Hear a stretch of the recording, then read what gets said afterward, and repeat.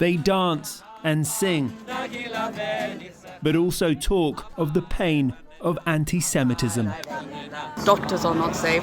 Kids in non-Jewish schools are not safe. I've been in education for 30 years and I've had to leave because of anti-Semitism. This was recently, in the last few weeks? Last week. Wow. Last week. Because my students were shouting pro-Hamas slogans. Most of my kids are now covering up when they're on the tube. They don't wear their kippots.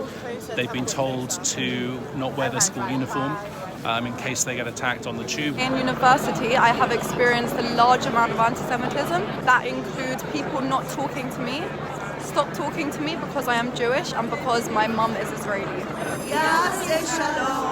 Outside the Royal Courts of Justice on the Strand, the marchers gather. A protest organised by the Campaign Against Anti-Semitism after a dramatic rise in hate crime in the capital.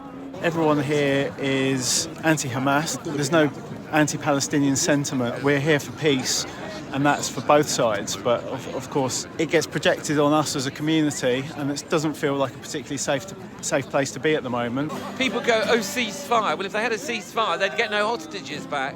So, Israel has to defend itself. My direction is now leave immediately. But even before the march begins, a police intervention.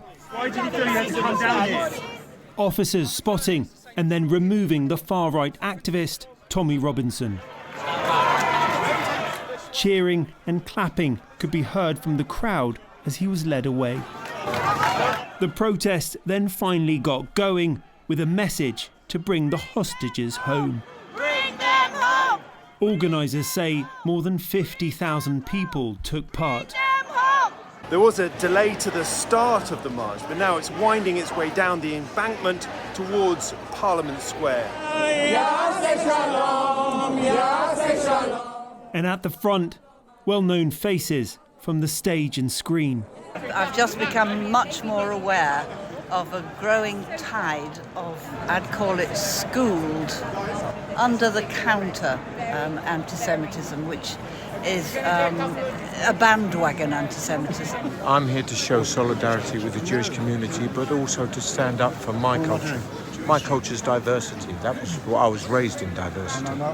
And if you don't call out anti-Semitism and Islamophobia and all forms of racism, you're not standing up for your culture. That's what I mean.